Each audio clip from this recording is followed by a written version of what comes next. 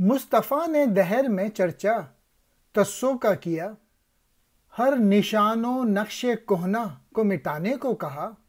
یوں نیا کعبہ کا ہو سکتا نہیں رخت حیات، لائیں مغرب سے اگر اس کے لیے لات و منات۔ ترک کا آری کسی آہنگ نو سے چنگ ہے، جس کو کہتا ہے نیا وہ کہنا افرنگ ہے۔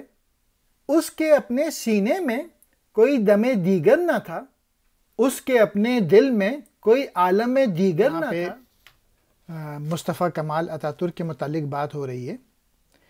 جدید ترکی کے بانی مصطفیٰ کمال کا جو تجدد کا راگ الاپتا تھا، کہنے لگا کہ پرانے نقش مٹا دینے چاہیے۔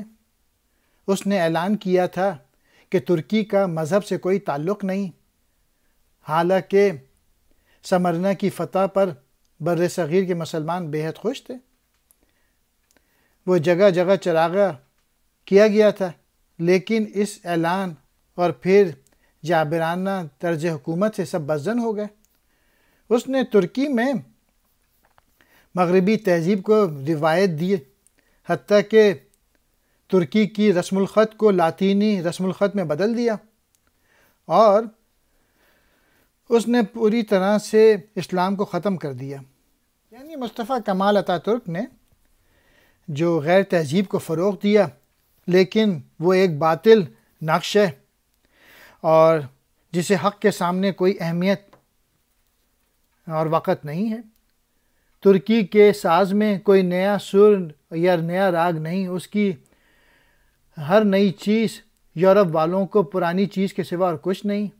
یعنی اتاترک مصطفیٰ کمال نے ترک کو جدید بنانے کی خاطر جو اس نے غیر کی تقلید کی تھی، وہ صرف گھسے پٹے نظریات تھے، کوئی جدت نہیں تھے اس کی سوچ میں۔ اس مصطفیٰ کمال کے سینے میں کوئی اور یا نیا ساس نہ تھا، اور اس کے ضمیر میں کوئی نیا عالم نہ تھا۔